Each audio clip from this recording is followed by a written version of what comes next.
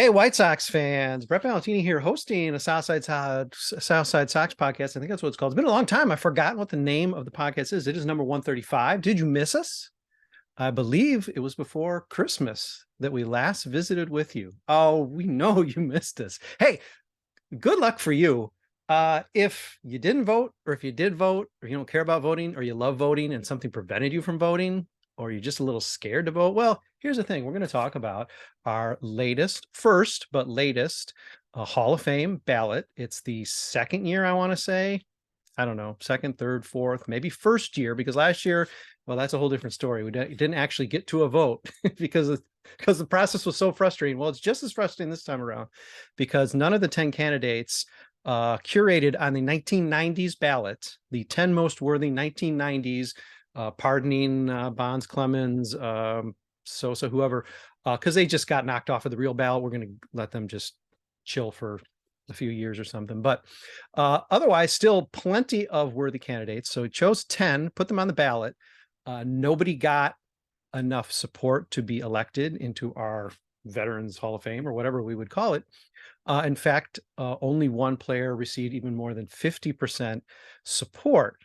So you'll not be admonished, dear readers and viewers and voters. We're just rolling this out, giving it a try. It does indicate that perhaps the useful life of a Veterans Committee type vote may be ending sooner than I ever thought, because it is a bit pointless not to have enough support to get people into the Hall of Fame who are, I would argue, clearly worthy, but we're going to debate that right now. I've invited four of my closest, very closest, and most esteemed and most veteran Southside Sox writers and podcasters to join me here. We are going to assemble in the form of a Veterans Committee. We're going to discuss who we did support from this ballot, and then if it comes down to it, we're going to negotiate and say, all right, who do we want to get in? Maybe we don't want anybody to get in. Technically, we could vote all 10 players on the ballot in. I don't think that's going to happen. Maybe we'll use that 4 standard, which is the way the real Veterans Committee for Cooperstown operates. But enough of my yakking. Let's quickly review what the results were. Balloting is closed. Again, the only better than 50% result was Kenny Lofton at 59%. I have a feeling he is going to get some support in our discussion here. Number 2 finisher is Mark McGuire, 40%, so can't even reach the halfway bar. Third place, Kevin Brown at 38%. It gets just sort of ugly from here. Fourth place was Rafael Palmeiro at 36%. A virtual tie, Ron Ventura at 35.4%. Probably a little White Sox support there, I suppose, getting up that high. In 5th place, and in that virtual tie, 6th place, Bret Saberhagen, 35.1. 7th, David Cohn, 34%. 8th is Will Clark, 26%. 9th, John Olerud, 11%.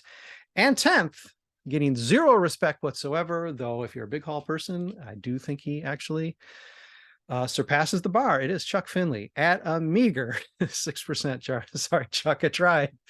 Anyhow, that was the results. I will start by indicating I voted for every one of these candidates. I think everyone in a big hall is worthy. Okay, pick some guys, and I'm going to do that, but I'm going to give everybody else a chance to discuss first. I'm going to just go as I usually do in the order of my Brady grid. Of course, anybody else welcome to jump in as players are being discussed, of course, but I'm going to start with our hero and our MVP of the offseason, knocking out stories left and right. A little bit more excited. She's our Christina Erdo of this offseason, I suppose, and getting a much more interesting beat than labor relations. Sorry, Christina.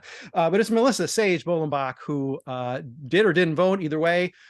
She is going to let us know now who she would support on this veterans ballot. I did vote.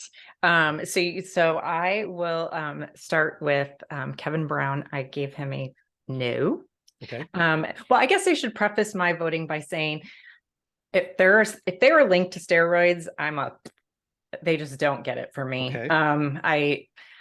Right or wrong, that's my outlook on it. I feel like it's just cheating. So okay. Whether you had sticky stuff or whatever, I mean, it's cheating. So because Kevin was linked to the Mitchell report, he got a no from me. Although, I mean, he definitely has some good stats, but I mean, if you use steroids, well, you probably have good stats. We can predict a lot of results here at this point, just based on what you said. In fact, if you do just want to tell us who you did support, because frankly, half this ballot roughly is linked, but who are some of the guys you did support? Okay. David Cohn. So he got one of my yes votes. Kenny Lofton, he got most, my notes on Kenny Lofton, he got the most on my paper. John Olerud also got a yes from me, and that's it. Everybody else got no's. All right. 3 out of 10. And some of the people in the comments among our readership, it did seem like 2 or 3 seem to be what people voted. And it's frustrating, but this is a process. I can't game the process. I can't put my thumb on the scale. So 3 it is from Melissa. We're going to Dante Jones now. I've already predicted 1. He's been very clear about one of the guys he is supporting. But Dante, lay it on us. Who would you have voted for on this Veterans ballot? So Kenny Lofton should already be a Hall of Famer. Yes. And the fact that he isn't is a shame. Yep. That Cleveland team in the 90s, I guess he was overshadowed by the power guys, but as much as we love home runs, it's not all about home runs and bombs. Sometimes you need a dude that gets on base and just can easily steal bases. I also would have voted for Bret Saberhagen, and that's because I've been doing a lot of research, funny enough, not on him, but I've been doing it on Dave Steve, and how they were kind of playoff rivals. I'm like, okay, both these dudes should be Hall of Famers, but Steve's not on this ballot because even though he is the best Toronto Blue Jay so far, probably, in terms of just legacy to that team. Anyway, let's go back to Saberhagen, World Series champ. I think he got Cy Young too. He was pretty good at the whole throwing base. Yeah, he got 2 Cy Youngs. He was pretty good at the throwing baseball thing. Yeah. So John Olerud, another great player, definitely should be into. Will Clark, great player, probably should be in. Mark McGwire is a maybe. I lean yes, but also PED allegations don't help. Rafael Primero, sorry, no, just nah. And let's be honest, Robin Dante. Ventura. Yeah. Oh, go ahead. Oh, I mean, McGwire, in his case, he's admitted it. So, I mean, there are guys who have now admitted it, so it's not even necessarily a cloud of suspicion. Yeah. So, yeah. Robin Ventura, Drake Love, will always love him as a player. Still not getting my pick. He's one I would be more willing to argue about. But as I made the joke in Slack and a year ago, so what amount of time is a fake concept. He got beat up by 40-plus-year-old Nolan Ryan. So yeah, okay. All right. That's always a joke I got to bring up. All right. No, and I want to jump in on Kenny Lofton. Here's the scary thing with some of these guys. It's not all of them, of course, because some of these guys stayed on maybe the full 10 years. I don't know. But guys like Kenny Lofton, 1 year on the ballot, 3.2% support. I mean, if you're small hall or average hall, I don't know what the real guidelines are. I have my own guidelines. Everyone here on our Veterans Committee has their own personal guidelines. It could have to do with PEDs. It could have to do with war that needs to be higher. Maybe you hate war and you want a guy to have a 300 average or something. I don't think anybody would argue that any of these guys, even the most despicable characters or people who are maybe just clearing, I don't know, a 50 war bar. Dave Steve is a guy who comes to mind, maybe along those lines. Should not have been off the ballot in 1 year. That is reprehensible. The idea that Kenny Lofton, a 60 war player, gets 3% and is off the ballot, and now is dependent on things like this to get his way in, sort of like I guess the back door into the Hall of Fame, because it's Kenny. Another one that always pissed me off was Paul Konerko. That is truly the White Sox home run me, but I think Paul Konerko is a Hall of Famer. And him getting 1 ballot sucked, 1 chance sucked. I'm so happy Mark Burley did not. He looks like he's gonna keep his candidacy. Yeah, sure. I think he's gonna be a really interesting Veterans Committee case in the future. Yeah. Yeah. Okay. We know now, Dante, that really getting in fights with 40-year-olds is a real determinant. Paul Konerko avoided it. He sort of gets the support. Ron Ventura didn't. Let's get the support. The criteria. We all have different Precisely. criteria. That's fair. Yeah, It's fair. it's Time still is one an of the funniest artificial moments in concept. White Sox Right. history. And then I need him, I need those two to come together and have like a sit down meeting about it because I want to just see the content. Do it on like a White Sox Rangers collab or something. I don't know. Yeah, Chicago and Texas, Illinois and Texas. Okay, Malachi is he's restored to full power. He has moved up. He's at 100% fully charged. Give me your idea of support on this veterans ballot, sir. Yeah, I think the comparison that I have for Kenny Lofton in terms of the Hall of Fame treatment is Johan Santana, a guy who, in retrospect, should pretty clearly be in, and just for some reason was an afterthought on the first ballot, and that was that. So yeah, I would echo Dante's support for Kenny there. I wound up voting for Kevin Brown, not because I really have any particular passion for Kevin Brown or his case. It was really, with some of these guys, he was a little bit before my time, and a lot of my Hall of Fame judging is based on like vibes to some extent. And there's some things that I can't really speak on if I wasn't there, like watching him pitch and kind of understanding what the context that he was pitching in. But I spent a long time looking at his baseball reference page and kind of thinking about the era that he was pitching in, the teams he was on, and I just kind of couldn't really find a reason to not vote for him. He's just solid on the volume front. He's solid on the peak front. He really had a solid, 6, 7, 8 seasons late in his career where he was one of the, probably 6, 7, 8 best pitchers in the game. I said I just couldn't think of a reason not to, even though I didn't really feel super strongly about him. It's interesting, those two guys you mentioned lead off, who are clearly two of the most worthy candidates here. I think I mentioned in the piece, they sort of have this carpetbagger status. They play for a lot of teams. That never really helps a guy's case.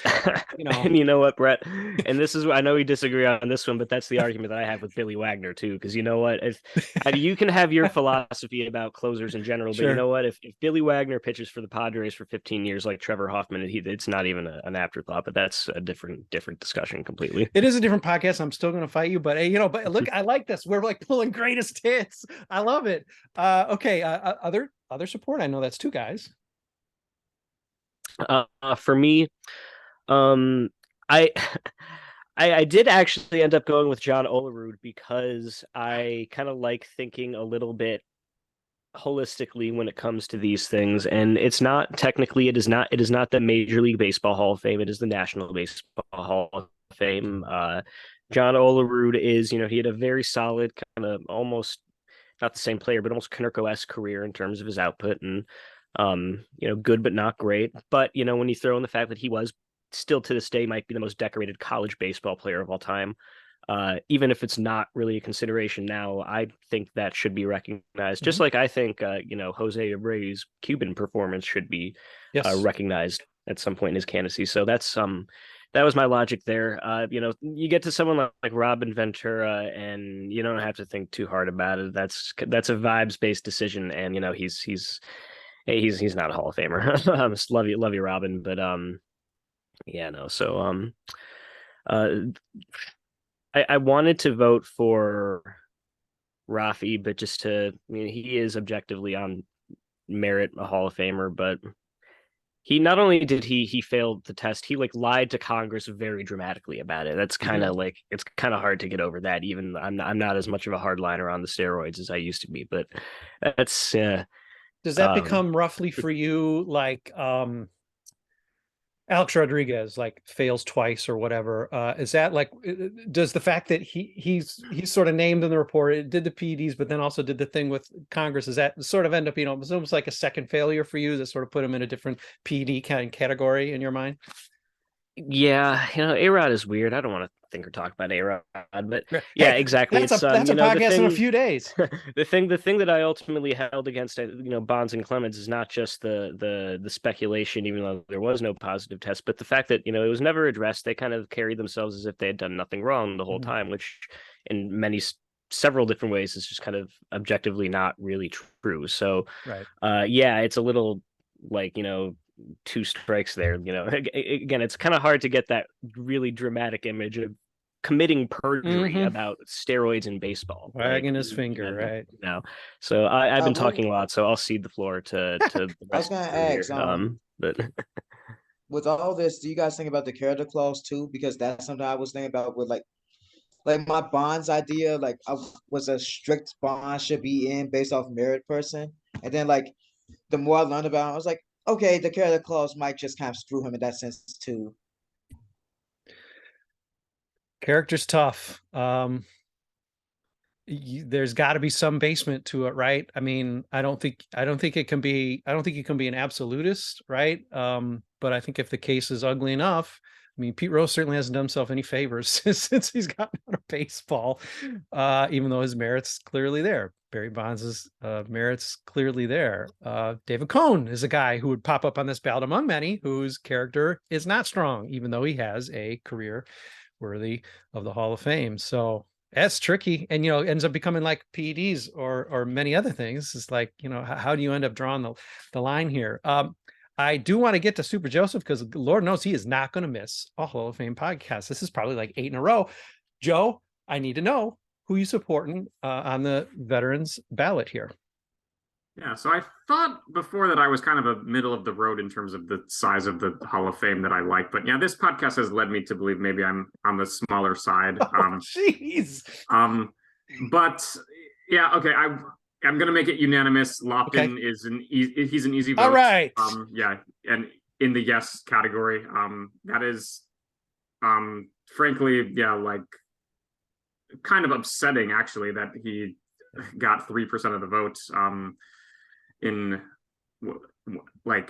his first year on the ballots. I mean, there's a lot there, and I know you had kind of brainstormed the reasons why that may have been the case. Like, I don't know, maybe the more old school baseball fans who don't like WAR as much, and they're looking for a 300 average. I mean, maybe that had something to do with it, because yeah, he batted 299 for his career, so maybe that 1 point was enough to sway a lot of people away from voting for him. But yeah, he was an above average hitter and a well above average defender, and on top of it, he was efficient enough at stealing bases to where it was like the benefits that he provided his teams for his stolen base attempts well outweighed the negatives from the times he got caught stealing. He had 622 stolen bases and was successful 80% of the time. I mean, that's very, very good. So, I mean, just an all-around great player. It's, to me, like, yeah, his WAR totals are more than good enough for me. And yeah, it's frankly head scratching as far as why he got so little support. So yeah, he was a very easy yes vote for me. Besides him, yeah, it was kind of an elusive list for me. I also went with David Cohn. He had a very strong career overall, including a Cy Young that was actually deserved. Like, whenever I look at Cy Young voting from something as far back as the 90s, where pitcher wins and losses weren't really necessarily considered by the public to be maybe we shouldn't be looking at this. Like they were like, win-loss record for pitchers used to be very much overvalued with Cy Young voting, but yeah, he absolutely deserved the Cy Young when he won it in 94. And just an all-around strong career, 3.46 ERA, which is a ERA plus of 121. And for someone who pitched just a tad south of 3,000 career innings, yeah, he had the longevity to make that good enough for me. Yeah, I was also an all-star 5 times, and I feel like looking at his numbers, he got snubbed a few times, even besides those 5 times where he was selected to be in the all-star game. Was in the top 10 in Cy Young voting 5 times as well. So yeah, there was a lot going for him as well. Yeah, for a lot of these players on the ballot, I just feel like they were very much on the fringe, where, like, I don't know, Ventura, I was kind of on the fence on. yeah, I think he just comes up a little bit short for me. And yeah, I'm also like Melissa, just not big on the PED users. And so while McGuire absolutely had the stats for the Hall of Fame, like I can't really see myself as supporting him in any of these, because without the PEDs, who knows what would have happened. And frankly, it was just cheating. He was doing something he shouldn't have been, and you can argue that home run race in '98 was very good for baseball, but at the end of the day, I don't really see him, deserving of the honor of being in the Hall of Fame. Yeah, and along the lines of Rafael, he only comes clean and admits it when he wants to get back into baseball or continue in baseball. I forget, as a hitting coach. So I think there's a level to McGuire, as well as Sammy Sosa a little bit, that I may or may not be there with Palmeiro, where with those guys, you can kind of say, not concretely, but with probably a higher degree of certainty, that had it not been for the illegal substances, they're probably not in this conversation, right. Which is not necessarily true of a lot of, if not, the majority of the players that we have to talk about this with. Yeah, that's true. Like the Bonds, who's like inner circle Hall of Famer, like PEDs are not, or Clemens, same thing. Rodriguez, even to that extent, like people that PEDs are not, like, the work speaks for itself. That's why I'm just like a little more lax on them. Like, I think Rodriguez is, out of those three, has a better chance of getting in than Bonds or Clemens, just because he's doing a whole like media tour to rehabilitate his image and shit, while they just didn't. I'm a big believer in our choices have to have consequences. And I think that's what I am in with the PED thing. It's like, what? Some of these guys truly did have Hall of Fame careers going, but they made a choice, and the consequence is you cheated. So I don't know. That's kind of where my perspective on it comes from. That's fair. And there are a lot of people who feel the same way. Let's take a break, and then we are going to hardline negotiate to see how many people we're going to get in the Hall of Fame. I think you already know one of them, maybe even two. A really surprising choice might be at least our second, but let's see if we get maybe 3 or 4 in. We'll take that traditional approach in the second half, now that we've laid out our support for the candidates, and now we're going to negotiate in the back room here right after the break. Stick with us, because I promise it'll be sort of fun. It'll be like 10 minutes more fun, so stick around. White Sox fans, Bret Ballantini here. Yes, we still do podcasts at Southside Sox, not just the Sharing Sox guys. It's a Southside Sox podcast mothership proper. 135, I'm your host. I have a veterans committee, including myself, that makes up 5. That's almost half of what the true actual committee is for Cooperstown, for all these various veteran committees. They've changed the rules, like it seems like on a yearly basis. This year, based on I guess to review a very short bit. Last year, we had some very involved process, and the conclusion I drew was to put the best, even 30 candidates on there just creates chaos, because there are just too many good people to vote for. This is the problem that the Veterans Committee itself has. All the candidates, virtually, let's say 80% of the candidates who are on these veterans ballots, are probably worthy of being in the Hall of Fame. So how do you end up choosing? You almost have to make these sort of like backroom agreements to get people in, which is how Harold Baines got into the Hall of Fame. And, it's not the only time it's ever happened. It's how Ron Santo got in the Hall of Fame, and Manny Minoso did not about a decade ago. So I think what we found out in doing it on site, part of the reason we started doing this veterans vote is, man, the baseball writers can't even get this together enough. They can't even figure out how to get people into the Hall of Fame. I want to say I think it came on the heels of Harold Baines being put in the Hall of Fame. And as much as we love Harold Baines, sorry, Harold. But I mean, I think maybe this process has proven that this is really hard to do. And even when you are able to work together like we are here on this podcast to get people in, it's certainly not a no-brainer that you can get the maximum candidates in. People are going to just support who they are. And some folks, Melissa's mentioned it, Joe's mentioned I think most of you mentioned it, that, there's, if not a hardline stance, definitely a distaste for the whole PED era. And this 1990s ballot is smack in the middle of the PED era. So I believe we are all in agreement that Kenny Lofton should be in the Hall of Fame. Kenny Lofton takes no negotiation. Kenny Lofton, we have put in the Hall of Fame based on this 5-for-5 support. Shockingly, it seems to me like John Olerud maybe has 4 or 5 votes or so. He definitely has a plurality. For the purpose of this exercise, are we okay with John Olerud, who would not have been a favorite, I don't think, on this ballot, getting into the Hall of Fame? Did he sneak in this group? I voted no on him, but he was kind of on the fringe, and seem to be in the minority. I have no issues with having him in. So Joe says, listen, I'll give one of my votes, my precious votes, even though I'm becoming a small hall guy, like apparently all of you are. What's going on here? But Joe in the back room here is like, okay, listen, you're going to look out for my guy one day. Yeah, I will support John Olerud. Let's get him in the Hall of Fame. I think John Olerud, surprisingly, he finished 9th on our ballot. What's wrong with you people voting? He's in the Hall of Fame now. Other names I think I saw getting support here. Kevin Brown, I think there's 2 or 3 votes among us 5. Seems like Saberhagen, 2 or 3 votes. Maybe David Cohn, 2 or 3 votes. If I'm missing somebody, throw them out. Are we comfortable shifting votes? It'd be nice to get maybe 3 or 4 guys in. Can we come together on any of these? Melissa said no on Kevin Brown. I don't know if anybody else took a strong stance against Kevin Brown or Cohn or Saberhagen. How do we resolve these 3 pitchers? Or are these the 3 we should be discussing to maybe get 1 or 2 more guys in?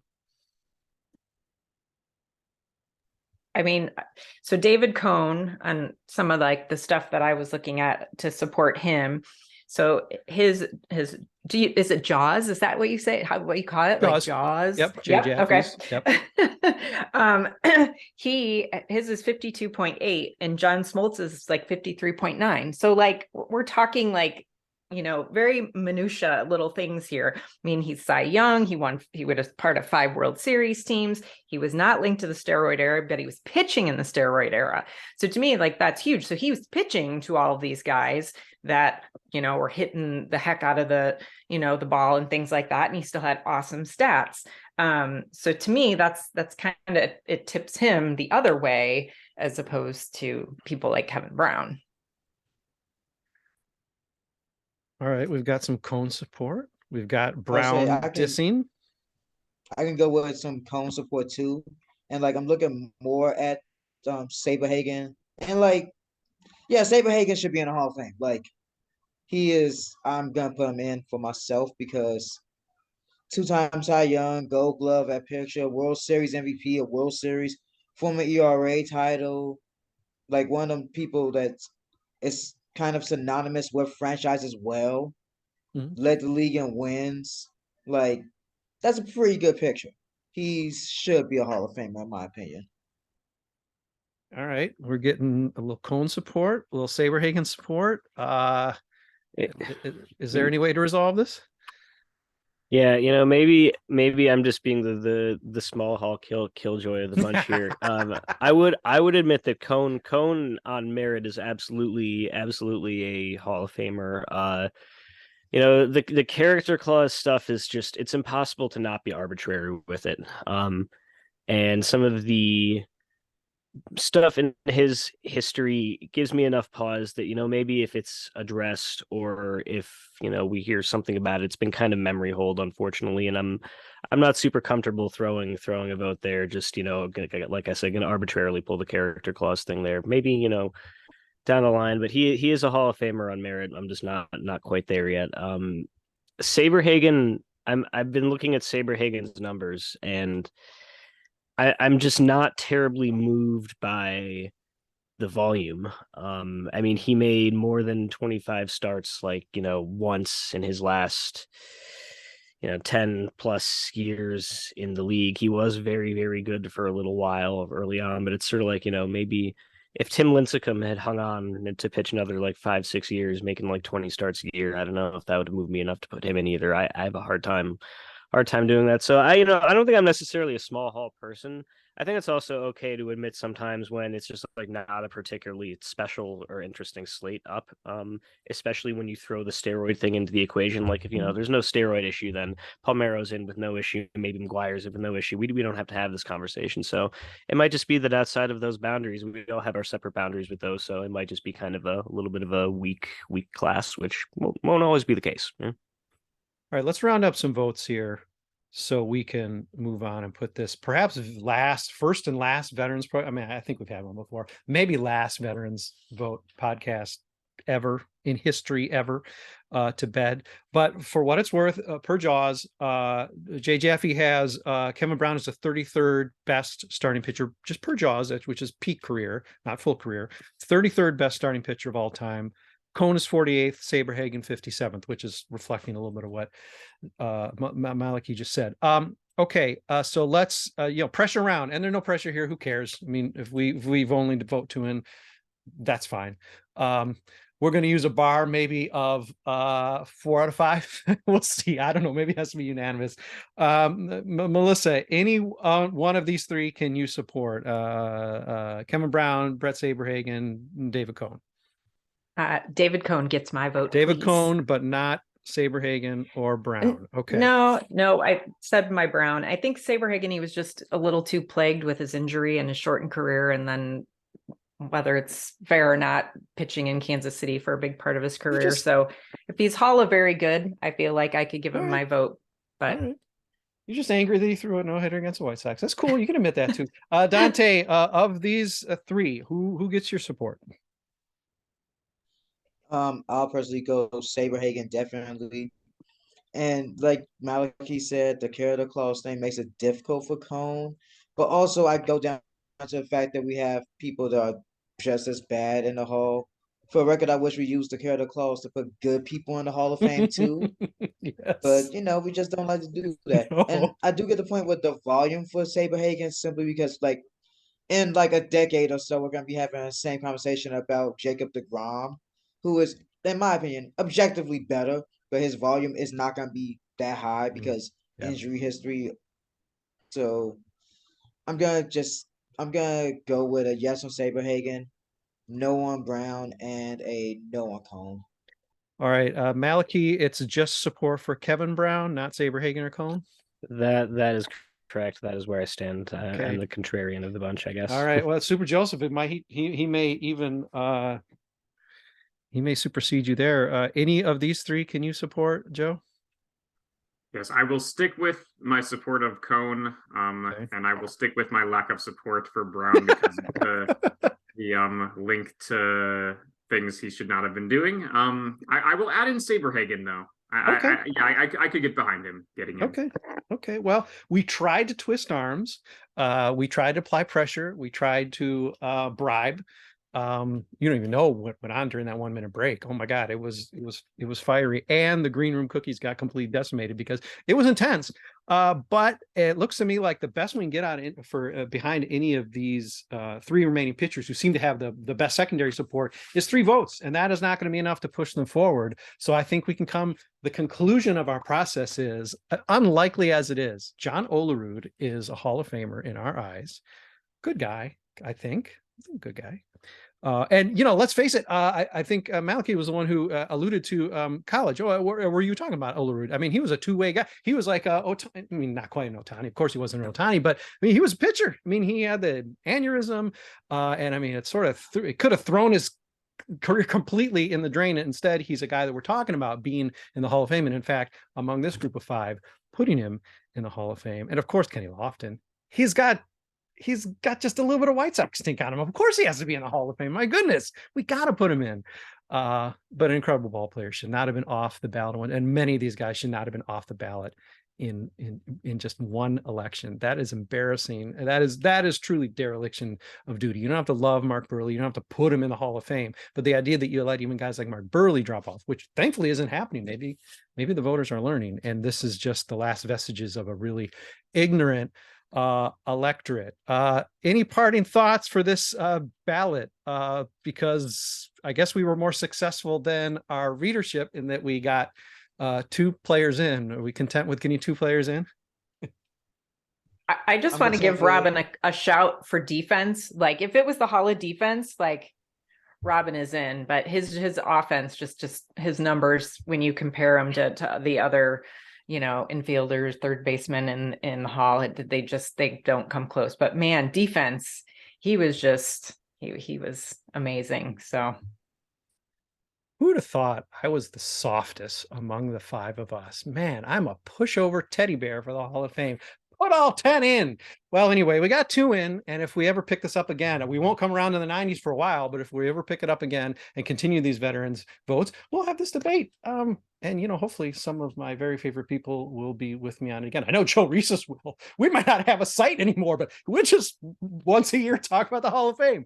Why not? Hey, listen, everybody, thanks for voting. Thanks for participating. We don't know what we're going to do with the veterans thing in the future, but it was fun doing this. It was fun having this discussion.